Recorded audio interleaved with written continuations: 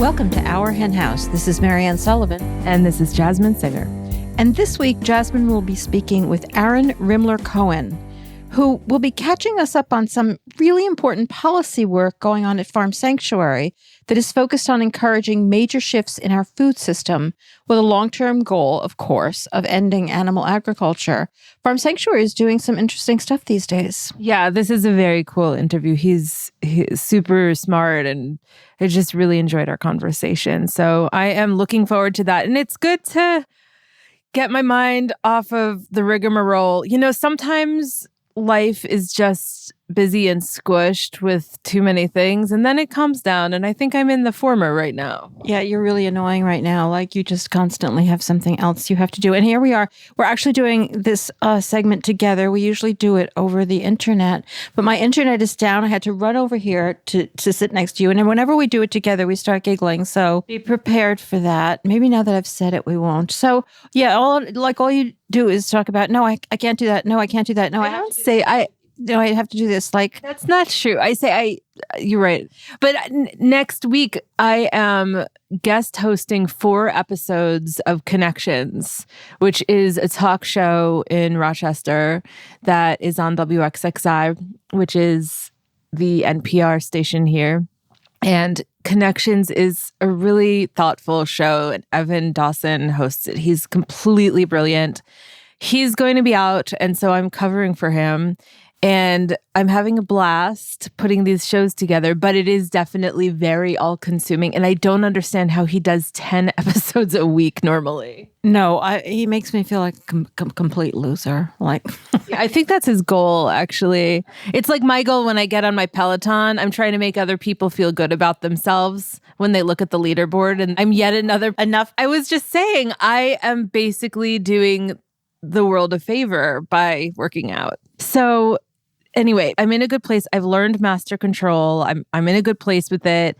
Every time I go to start my show on the weekend, which weekend edition, I sit in the studio. It's like first thing in the morning, and I sit there and I go, red pleather, yellow pleather, red pleather, yellow pleather. Because, you know, when I was in college for theater 100 years ago, it was red leather, yellow leather. I think we all know that. Like, not that you were in college, but we all remember red leather, yellow leather. When did you do red leather, yellow leather? I don't know. Like, at some point in my life, like Peter Piper picked a peck. Yeah, he did. So, you know, it was one of those things that was hard to say that people would say. I turned it into pleather because... Yes, that was very vegan of you. Very vegan. And so let's discuss pleather.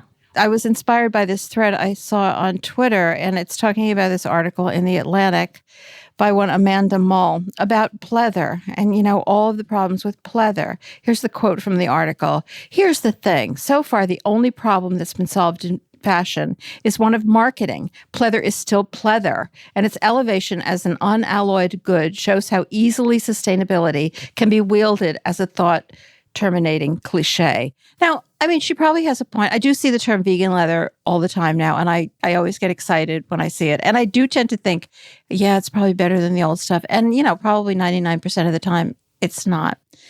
But the thing that's frustrating here, and that is pointed out by, I mentioned that I got this thread from Jan Dudkiewicz. Like, you can't just talk about the problems with the substitute. You have to talk about the problems with the things it's substituting for. So he said, one product relies on the mass-scale slaughter of animals and every externality of their production. The other is a deeply flawed but objectively less harmful alternative. Exactly. To write an entire article about all the problems with pleather and not point out that there are like unbelievably huge problems with leather, it just drives me crazy. And it really reminds me of something that happened in my class. We were talking about environmental sustainability issues. One of my students mentioned the problems with particularly water regarding almonds and avocados, to, you know, popular plant-based foods. He had no idea. And I don't blame him at all because it's never talked about. Why does everybody knows about almonds and nobody knows about dairy taking up 1,000,000 times more water? I'm exaggerating a little bit. It's not 1,000,000, but, you know, it's way up there, but much more water than almonds. Also in huge California being a huge dairy state. Talk about marketing. You can just see the industries behind this, talking about finding all of the problems with the things that are being substituted for them.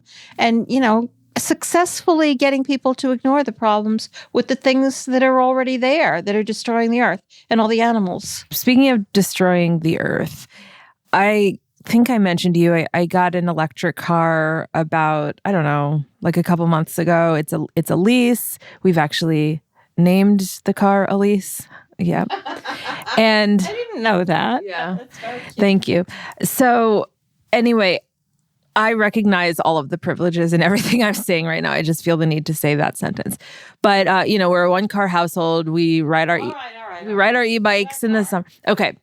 So let me just say, it is the stupidest thing on earth that any e-car, well, any car, anything in life really, but especially e-cars, have leather seats. And they might not even, it's not even just the luxury cars. I mean, I've been kind of casually looking for a car too, because my car is really old. It might not have leather seats, and then it will feature its leather steering wheel. Who needs a leather steering? Can't they just leave the leather out of these cars? I think it is changing, though, especially as there's innovations in leather, coffee leather and pineapple leather and all of those weird things that are great for marketing when, I think we were just fine before. But I guess a lot of these are much more eco-friendly than the plastic stuff that used to be at Paylast. Remember when we all shopped at Paylast because there was nothing else? They had such cute shoes. I like their shoes. I'm not sure most of the stuff out there is any better. I mean, there are the new leathers, which are probably extremely sustainable, like the ones made of mushrooms and pineapple, but most of the ones they're using in cars. And you do see the term vegan leather used all the time in cars. They do love that. And she is pointing out that, this is a marketing term. It's just probably the same, plastic that they've always used. But the, just to reiterate, don't talk about it don't use either of them. The point, if you think that that pleather is bad, then get cloth. It's not like the world is depending on us having either leather or a substitute for leather. It's a completely stupid product. Or you can get red pleather, yellow pleather, red pleather, yellow pleather. Yes, you can. Also, the other thing that was pointed out in this thread, which I think is so important to remember, they always try to characterize leather as a byproduct of the beef and dairy industry. Right. It's not a byproduct. It is a necessary income stream to make those industries profitable. That doesn't make it a byproduct. It's just one of the things that puts money in the pocket of the people killing these animals. I am so happy, though, that the vegan leather thing is a marketing term that is kind of catching on, because a couple of things happened in the last week that have depressed me so much around the possibility or lack thereof, in this case, of getting people to change by appealing to their hearts and minds. I don't think it's going to happen. And I do think we'll still get where we want to get, but it's going to be a roundabout way, and it's going to be marketing, and it's going to be convenience, and it's going to be trendiness. But I don't know, the last couple of weeks just have been really sad in terms of recognizing otherwise progressive people just, there's meat in their ears. Yeah, actually, I couldn't sleep last night, so I was thinking a lot about this whole issue because it kind of came up on an interview I had done. And I think that what we have to remember is it's not going to work on everybody. The plea to compassion is not going to work on everybody. It works on a very small subset of people, and we have to keep seeking them because we have not uncovered all of those people. We don't need everybody to change because of their hearts. Most people will change just because everybody else is changing. So we just need leadership.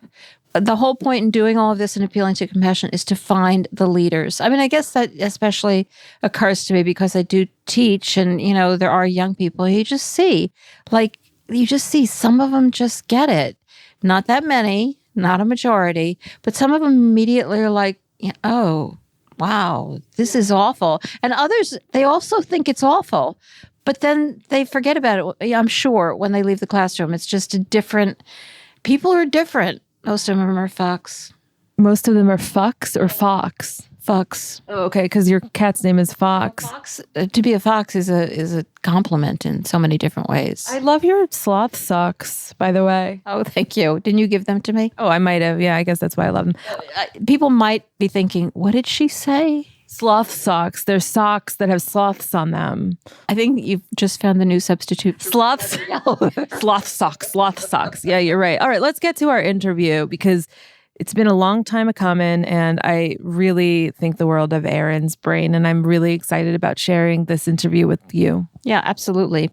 Aaron Rimmler-Cohen is the Senior Director of Advocacy at Farm Sanctuary. He recently assumed that title after spending the previous 18 months as the Senior Manager of Farm Sanctuary's Food System Shift program, investigating how a platform of just and sustainable food system transformation can, over the long term, end animal agriculture.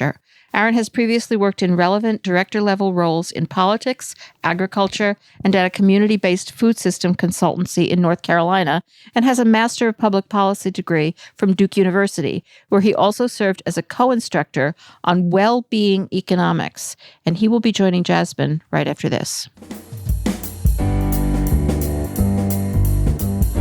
If you like what you're listening to, and I hope you do, then please consider taking a minute out of your day today to leave us a friendly review. You can do it on Apple Podcasts or on Spotify or Stitcher or on Facebook or wherever you listen to podcasts or wherever you're listening to this. The more we get out there, the more our henhouse will be in front of people's eyeballs when they're putting in search terms in their podcasts, and the more we could join forces together to elevate the voices of the animals and change the world for them. So thank you so much in advance for leaving us a friendly review. Welcome to our henhouse, Erin. Hello, it's so wonderful to be here. Thank you for having me. Yeah, absolutely. I'm completely thrilled to talk to you. So I have a lot that I want to cover with you. You're doing a lot of really cool work. So I'll start with this. Animal advocacy organizations like Farm Sanctuary have always made it like a centerpiece of their advocacy to end animal agriculture, starting with factory farming. But obviously, we will still have to feed everyone. And while there may be theoretical arguments that this is going to be much easier and better once we end animal agriculture, we need more than theory. So you talk about advocacy as having to include building the good, which makes so much sense to me. And I love the way you put it. So in a nutshell, what is the good that needs to be built? Sure, and thank you for asking. I think it's, in a nutshell, how do we build just and sustainable food systems that can nourish everyone without harm? And often, for us, building the good as a national nonprofit, and by the way, a national nonprofit that's historically white, historically wealthy, we have an obligation to shift resources to the community-driven change makers that are building the good and have often building these more just, sustainable, plant-based food system supply chains that could one day nourish everyone for decades. And they've been doing without support and without resources. So our question is, how do we use our network, our membership, our rescue, education, and advocacy approaches in order to support those community change makers and in order to support policies to build the kind of plant-based food system supply chains that can nourish everyone and do so in ways that support animals, people, and the planet. Oh, very well said, and so important. So Farm Sanctuary is, of course, a sanctuary for animals. So why is a farmed animal sanctuary a good starting place for doing this kind of advocacy? Yes, and really when you ask me that, I think back to like Gene selling vegan hot dogs under the banner dedicated to end factory farming, right? Like rescue has always been a part of an overarching strategy to do two things. Number one, end factory farming and end animal agriculture writ large. And number two, build the good, build a space for individual transformation. And that individual transformation happens for the farmed animals who are taken out of this horrifying factory farming system and are able to live more free and fulfilled and vibrant lives on Sanctuary. And that transformation also happens for the individual visitors who come to Sanctuary and who can experience a human farmed animal relationship that's not one of extraction or exploitation, but one of mutuality. Gene always says friends, not food, right? And I think part of that is recognizing the emotional and thoughtfulness that comes with being a farmed animal and living as a farmed animal. And often within the vegan movement, we talk about the immense harm that's caused not only to animals, but also to people and the planet. But I think when a lot of people hear that word harm, they think of physical harm. And that physical harm is clear, and it happens all across the factory farming process. But there's also a kind of continuous, horrifying harm that's happening to these social, thinking, emotional beings who are living in the worst imaginable conditions, right? And so I think that with sanctuary, we can start to recognize the power of our lives, and we can say our lives collectively, animal beings, human beings, and we can say, hey, the factory farming system and the factory food system for animals is horrifying, and it does not allow them to live the kind of lives that they deserve. And the same thing is true for people. The factory food system prevents the kind of fulfilling life that is deserved all across the food system supply chain. And that's for farmers, workers, for folks who are within our shared environment. You know, I'm here in North Carolina, and I'm well aware that not only are 9 million pigs my neighbors, but also those pigs are situated in factory farming conditions that create horrible outcomes for the Black and Indigenous communities primarily who are living near those factory farms. And so we can recognize the kind of lived experience at sanctuary that comes with factory farming and also the possibility of a more fulfilled life. And we can recognize that the harms that are caused are different across farmed animal beings and human beings. And we can also recognize that the harms caused by our factory food system are intersectional and compounding and often reflect and perpetuate systemic racism. Yeah, wow, there's a lot there. So obviously, completely changing the way we raise food is a big job. So let's break down how to build the good into some of its parts. Let's talk about allies. Who do you believe will be part of this fight? I think we all have to. I think we have to realize that today's food systems work for nearly no one outside of a few multi-million-dollar landowners and a few multi-billion-dollar corporate investors and corporate consolidators. That's who we've built today's food system for. And so we need to meet folks where they are, and we need to say, hey, if you care about food because of your health, if you care about food because of the sustainability of our planet, right? 33% of global greenhouse gas emissions come from the food system, but only 3% of public financing for climate change goes into food. So it's this underserved, underrepresented category that we need to uplift. Food matters whether you care about social justice or vibrant rural and urban economies or animal well-being. And I think we can care about all of those things. And I think that by meeting folks where they are and by saying, hey, how do we work together to build a food system that works better for all of us, animals, people, and the planet, we can all be involved. But then I think there's this question of who should take a leadership role. And when I think about who should take a leadership role, I think about our amazing partners like the Eva Clayton Rural Food Institute in Henderson, North Carolina.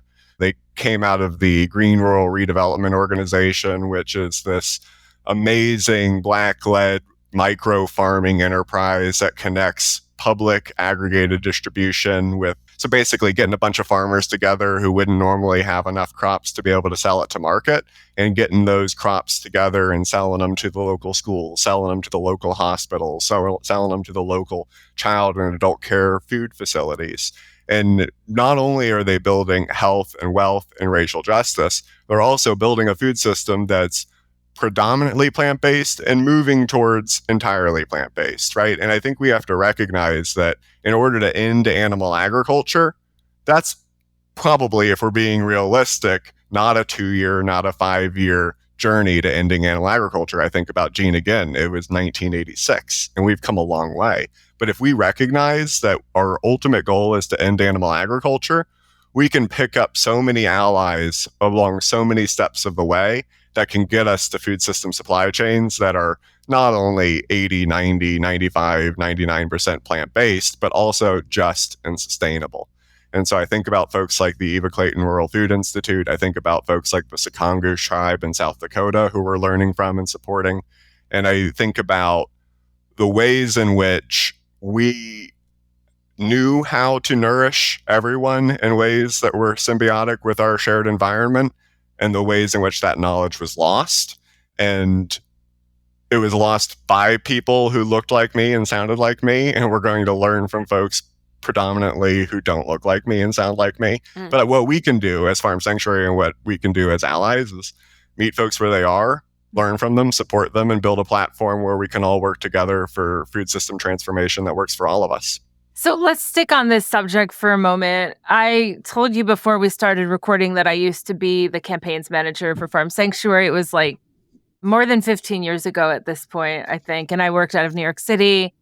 And I had some issues with these coalition building endeavors. I had some issues when people literally brought to the table animal products while I was representing Farm Sanctuary. It has traditionally been very hard for vegan organizations such as Farm Sanctuary to find common ground with advocates for small, sustainable agriculture that wants to include animal agriculture. Do you agree? And if so, what is your approach to that difficulty?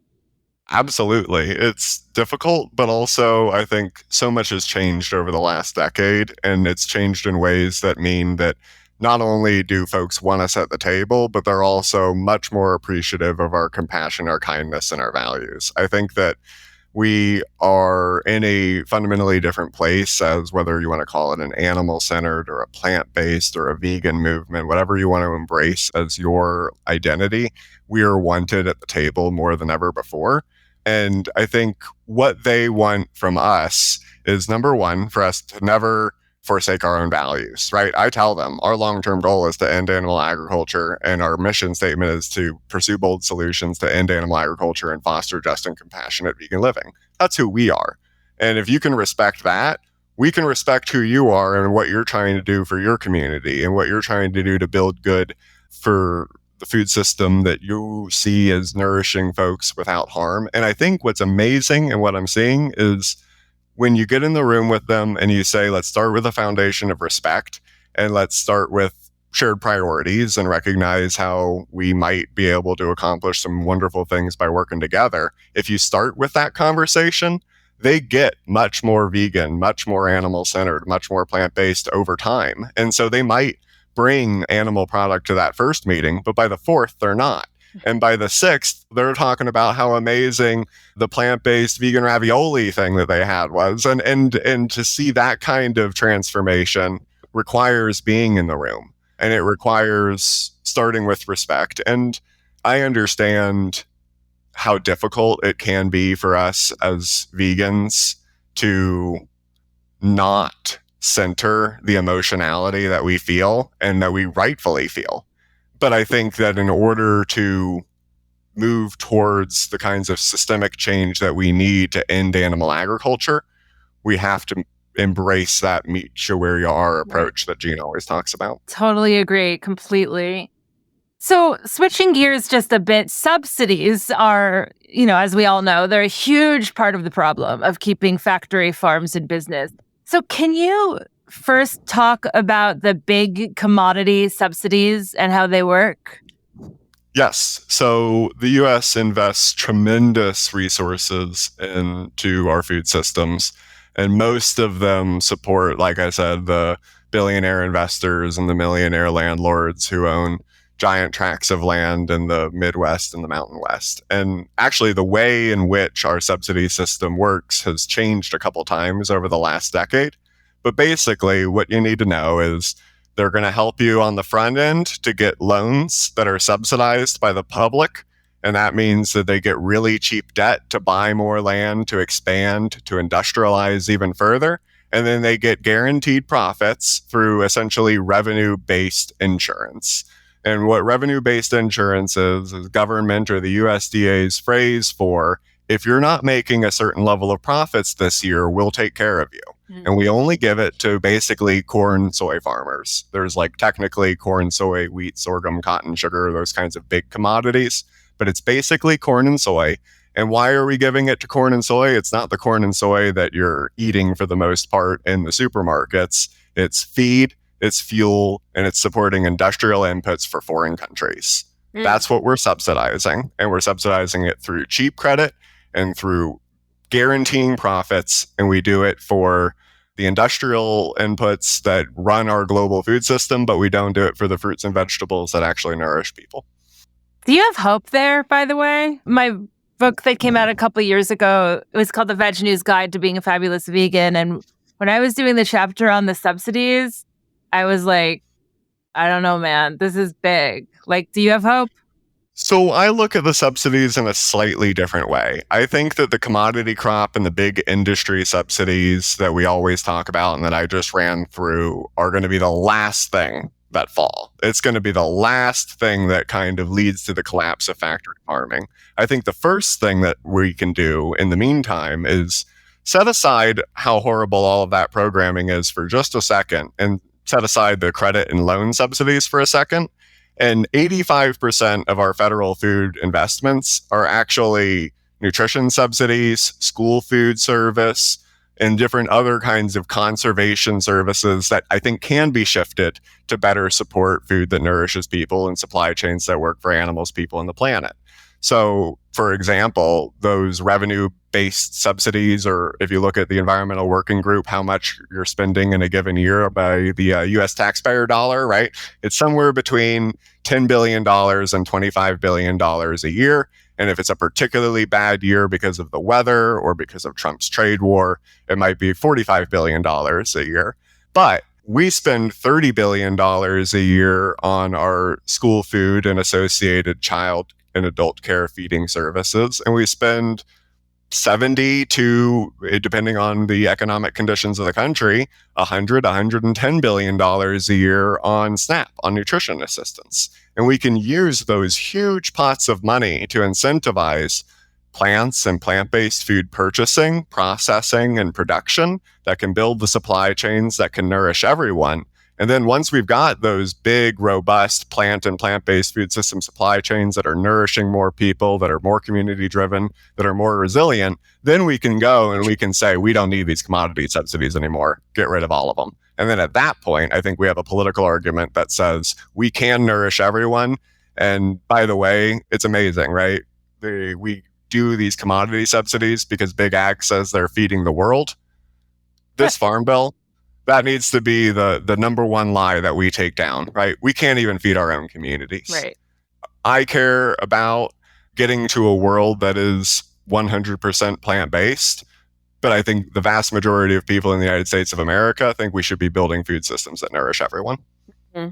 Alternative funding. I really like it. That does give me hope. I'm not given hope often, so thank you, Erin. Speaking of your vision includes a more community-focused approach to food infrastructure. You touched on that a bit. But can you talk a little bit about why that would lead to less reliance on animal agriculture?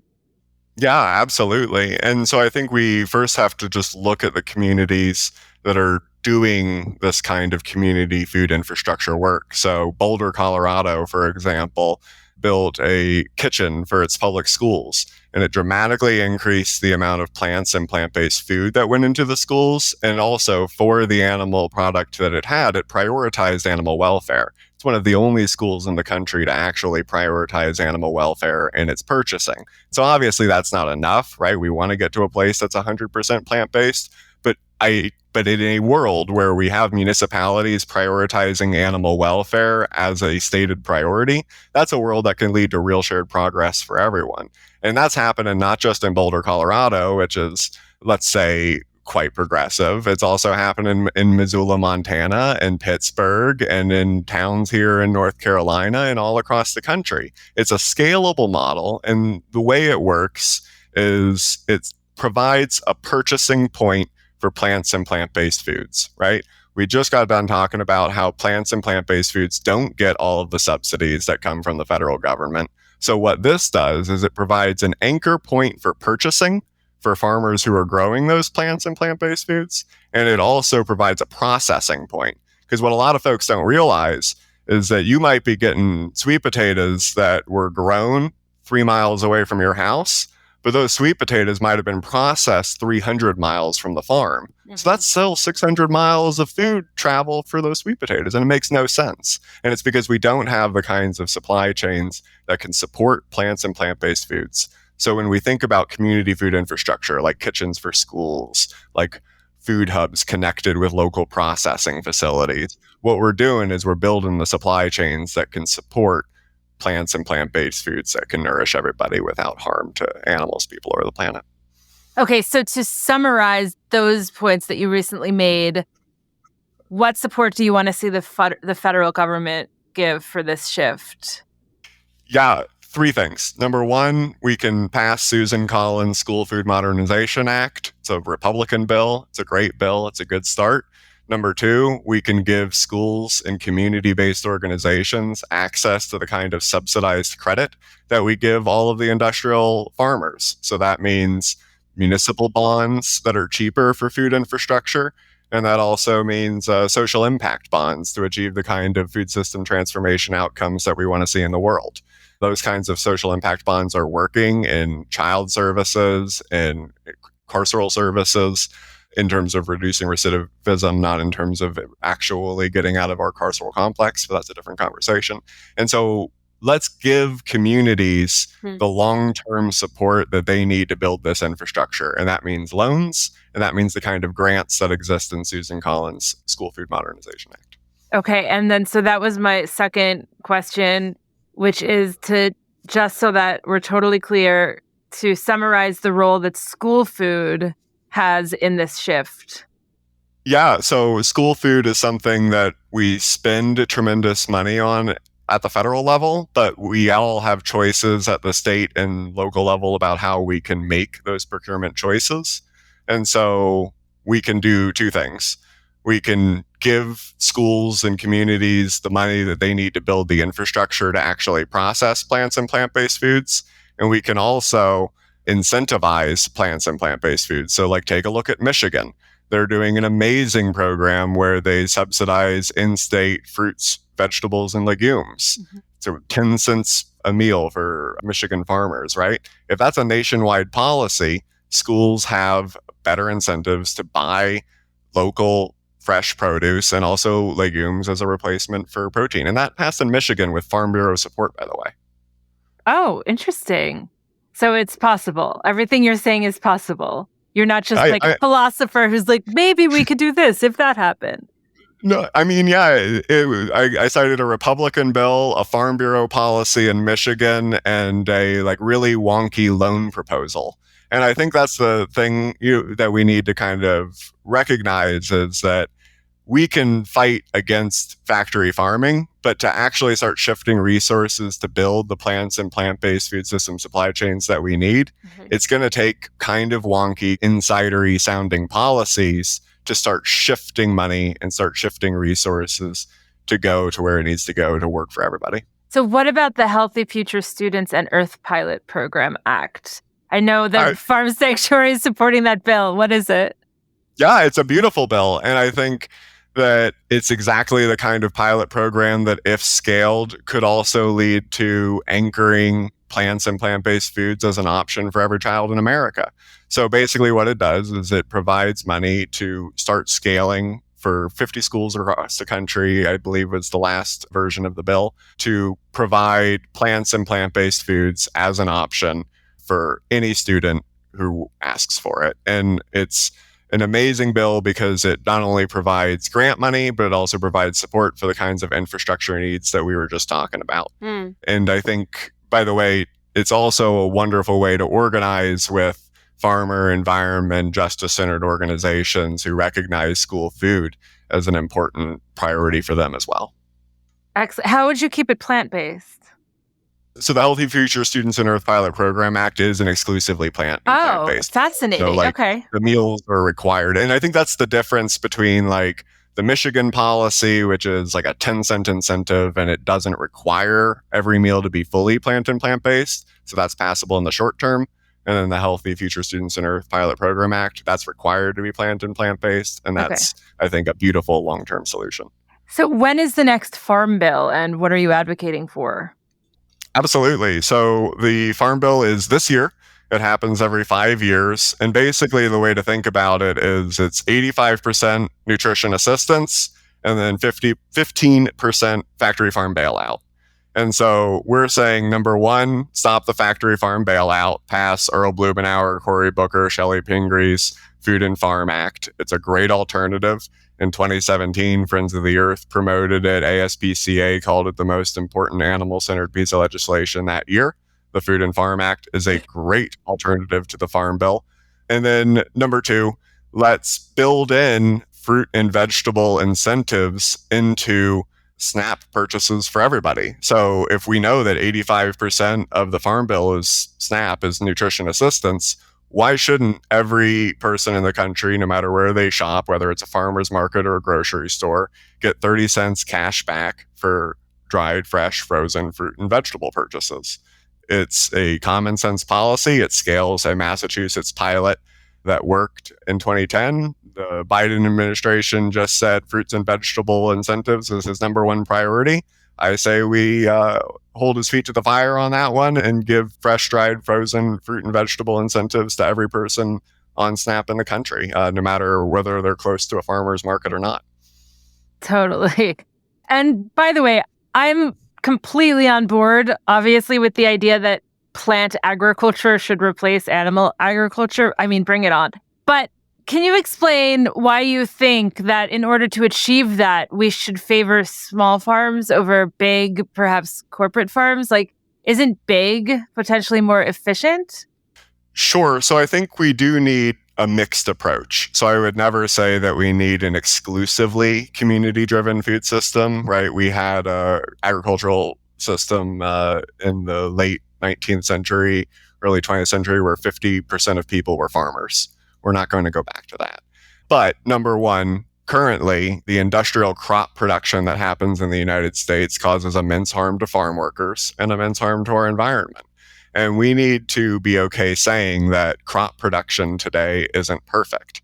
That doesn't mean that you're not doing immense good by going vegan. That doesn't mean that you're not doing the least harm practical by being vegan. It just means that we need systems change. Mm-hmm. And there are certain things that we can do through our individual purchasing habits, and there are certain things that we can do by organizing together. And building a food system where the crops are grown and the money flows back into the community a little bit more is moving an extremely consolidated and extremely industrialized system back to a more balanced one. Mm-hmm. So I think that's how I think about it. Okay, that makes sense. What are the most important crops that need to be grown right now to support a transition to a healthier food system?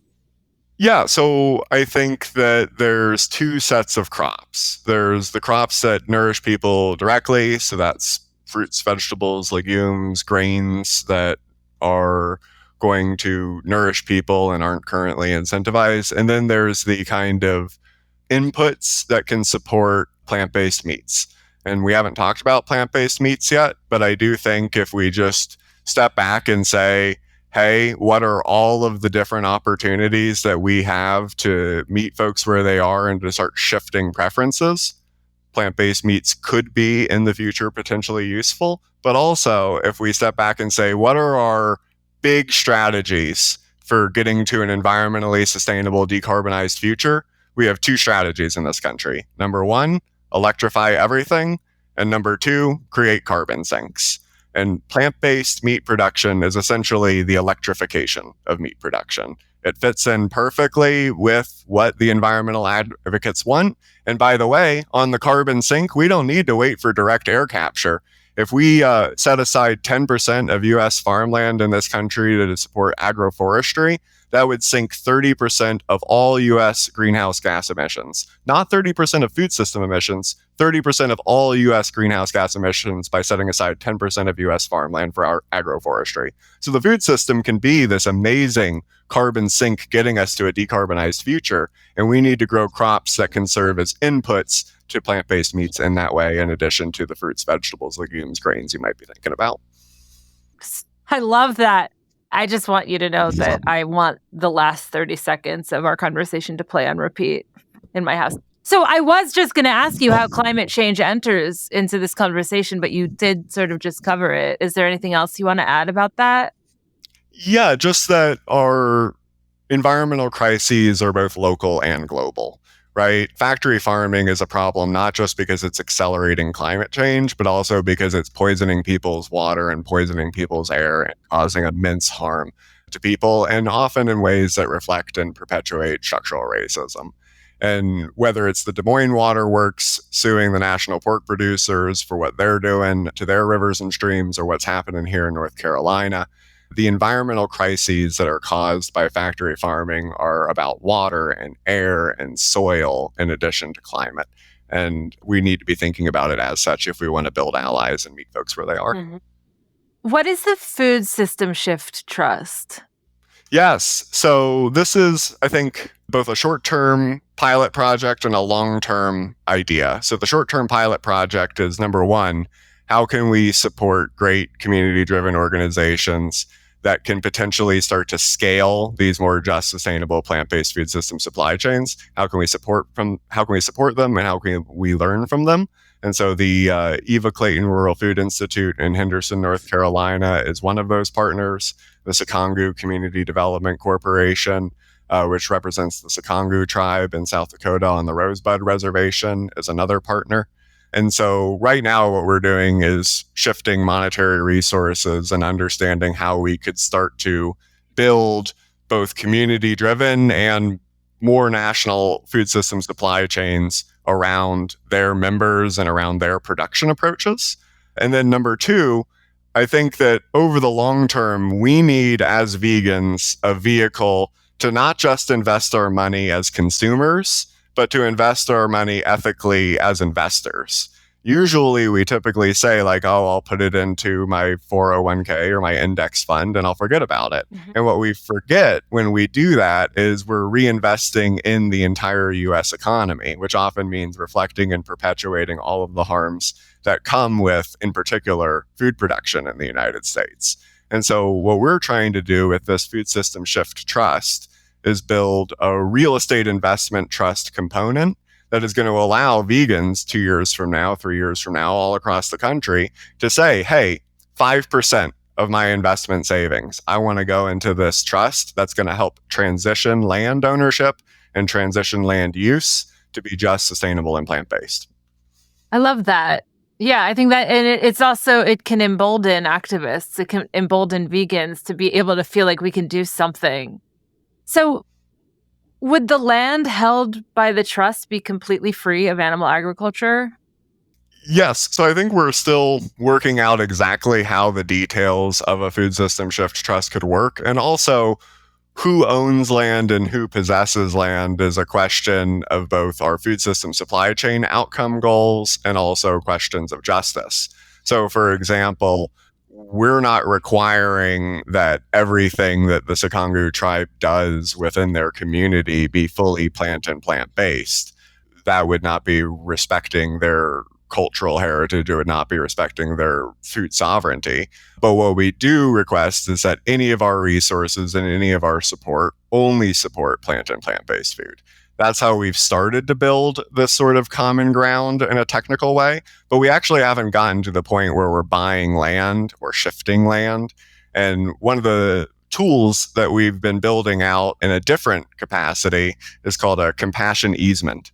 And so when you think about what Gene did when he started the sanctuary movement, is create all of these amazing, a couple hundred at least across the country now, facilities to house farmed animals, which is a beautiful thing within the paradigm of mutuality and respect.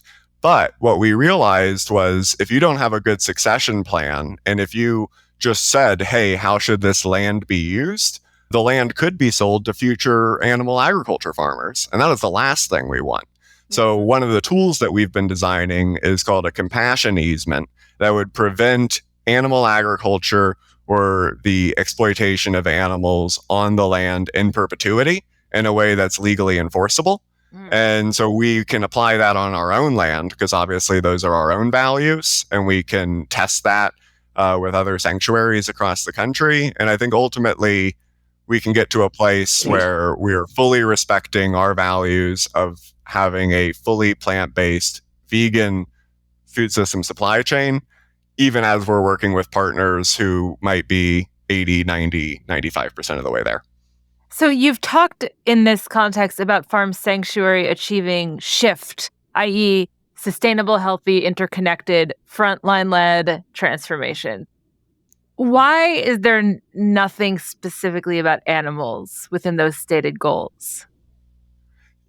I so appreciate this question. And I think when we developed the quote unquote food system shift approach, we were doing it within the banner of our mission statement, which was to pursue bold solutions to end animal agriculture and foster just and compassionate vegan living. Mm-hmm. So in some ways, to me, the shift approach is a description of process. And that process will never include animal exploitation.